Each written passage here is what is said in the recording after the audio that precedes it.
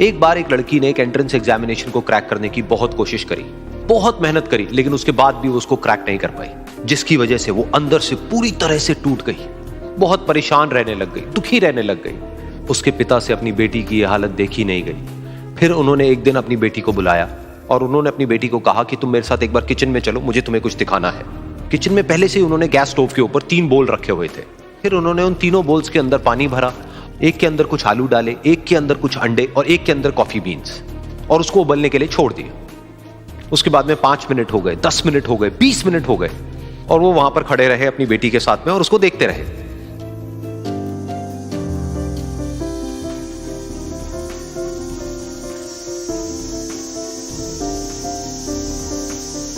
तो बेटी अंदर से थोड़ी सी इरिटेट होने लग गई, कहती है क्या कर रहे हो आप?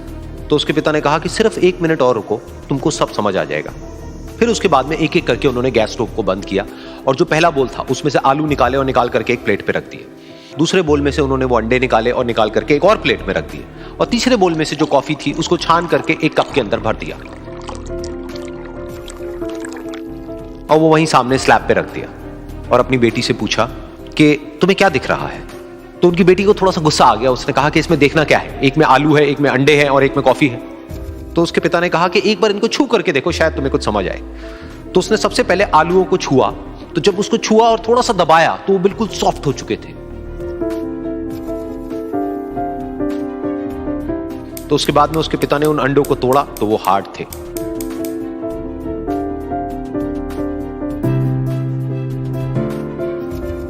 और फिर उसके पिता ने वो कॉफी वाला कप उठाया और अपनी बेटी को कहा कि एक बार इसको सूंघ करके देखो। तो जब उनकी बेटी ने उस कॉफी को सूंघा तो उसके चेहरे पर एक स्माइल आ गई। फिर उसके पिता ने अपनी बेटी को कहा कि तुमने ध्यान से देखा कि क्या हुआ यहां पर? ये तीनों ही बिल्कुल एक ही सिचुएशन में गए, लेकिन तीनों ने अलग अलग तरीके से रिस्पॉन्ड किया। तो पहला यानी कि आलू, जब हमने उसको उस पानी में डाला था उससे पहले वो बहुत ही हार्ड थे और स्ट्रांग थे, लेकिन गर्म पानी में जाने के बाद में वो अंदर से बिल्कुल सॉफ्ट हो गए, यानी कि कमजोर पड़ गए।